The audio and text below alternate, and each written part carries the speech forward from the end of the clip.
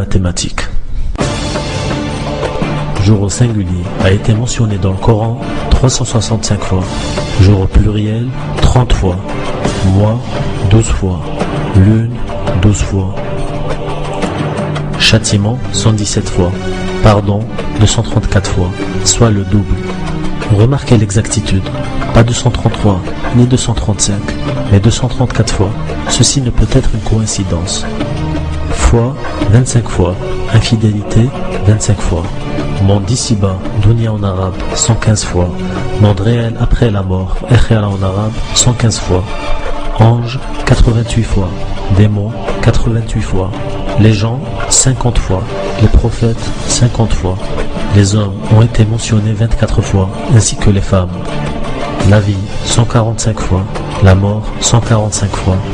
Bonnes œuvres 167 fois. Péché 167 fois. Les 7 cieux ont été mentionnés 7 fois. Mer est mentionné 32 fois. Sol sur lequel nous marchons 13 fois. Si nous prenions la mer et le sol comme étant un tout, le pourcentage calculé est de 71% pour mer et 29% pour terre. C'est exactement l'équivalence de la surface de la terre et la mer qui recouvre notre planète. Rappelons que le prophète n'a jamais mentionné ces relations numériques dans le Coran. Ce n'est qu'actuellement que les humains commencent à découvrir cette dimension nouvelle de ce livre divin, la dimension numérique. Il serait insensé d'attribuer toutes ces vérités à des coïncidences. La probabilité que toutes ces équivalences coïncident en un seul livre est de 1 sur 626, suivi par 24 zéros. Et encore, les découvertes en ce domaine ne cessent d'accroître. Attribuer toutes ces équivalences à des coïncidences n'est sûrement pas un raisonnement scientifique. Le Coran contient 114 chapitres. Chaque chapitre contient un nombre de versets.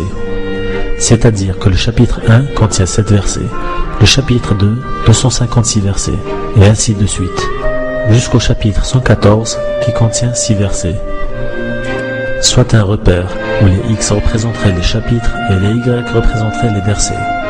Le chapitre 1 qui contient 7 versets nous forme un point.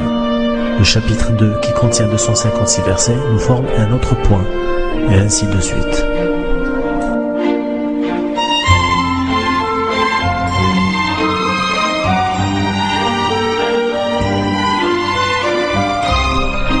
Remarquez cette courbe parfaite avec là le chapitre le plus court qui forme le point le plus bas.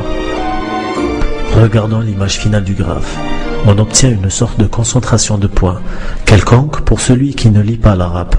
Mais montrez ceci à quelqu'un sachant lire l'arabe. Il vous dira sans aucun doute que le mot obtenu est Allah.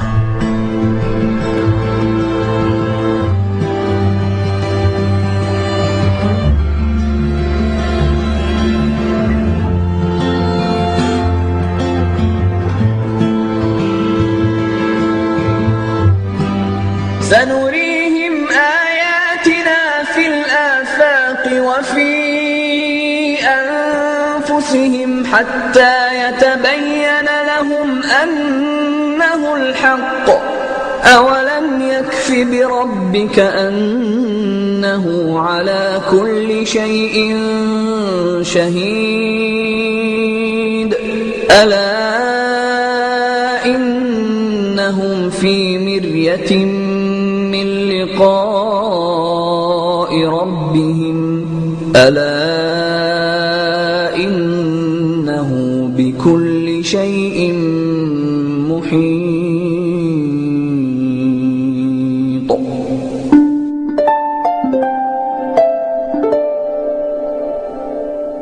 Chaque personne a une durée de vie limitée.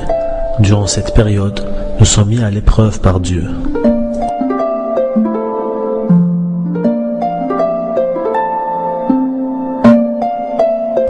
Nous mourrons comme nous dormons et nous ressusciterons le jour du jugement comme nous nous réveillons.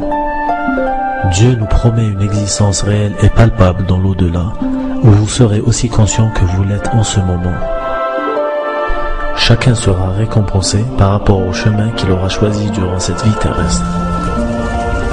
Lorsque le non-croyant verra les feux de l'enfer, il réalisera dans quelle réalité il sera confronté et dans quel état de lucidité il se trouvera. En voyant les jardins du paradis, il sera envahi d'un regret insoutenable, d'autant plus qu'il aura été invité durant sa vie terrestre à l'islam.